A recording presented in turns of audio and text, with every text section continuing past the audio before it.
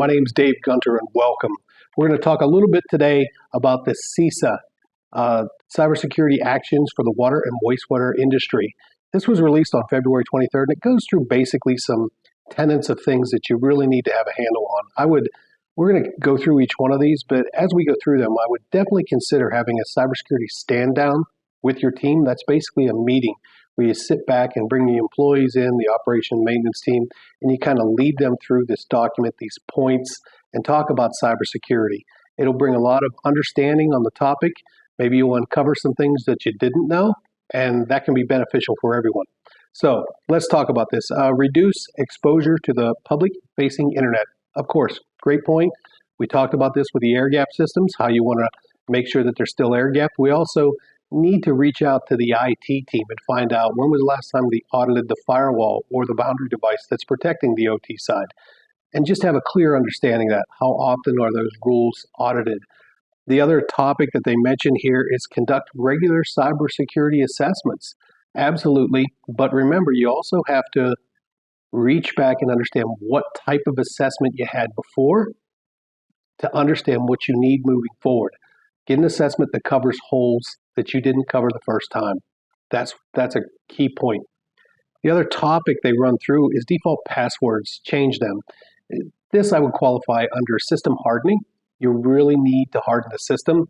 If you don't know the password for a device, you really need to figure that out. And if it is default, you want to change it.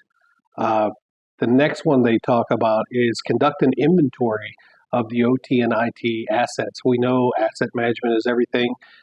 You're going to get certain assets that you may not have on your asset inventory. So take some time and refresh that. Or if there's a section of the plant you haven't documented yet, go after it. Or if your tool has not been up to date, figure out what's going on and get it back online from an asset management standpoint.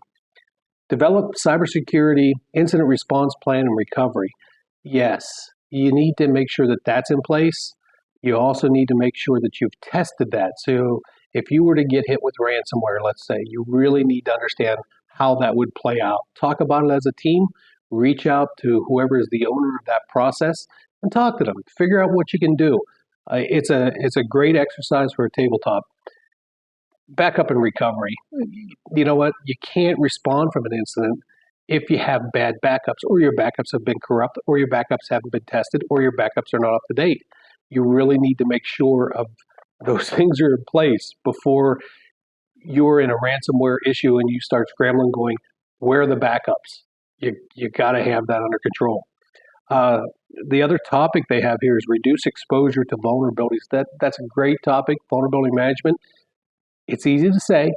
It's hard to do for the operations and maintenance team. OT, you have to treat, tolerate, transfer, or terminate, and making those decisions can be very difficult. At the same time, you can't patch everything every day.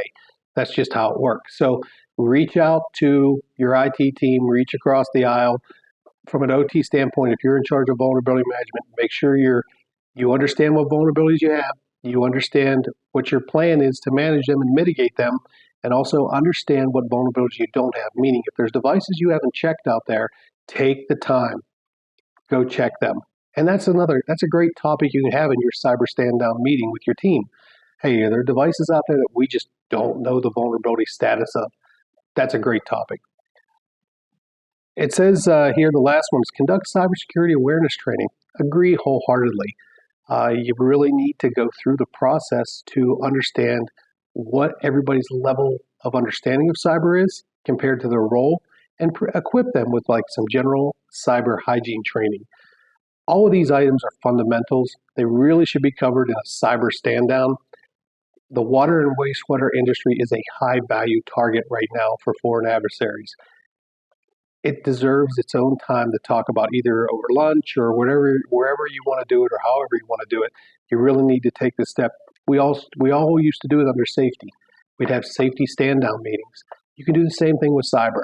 So take the time, hold the meeting, go through this reference on CISA, and develop a better understanding of where you're at, and it'll pay dividends. So until next time.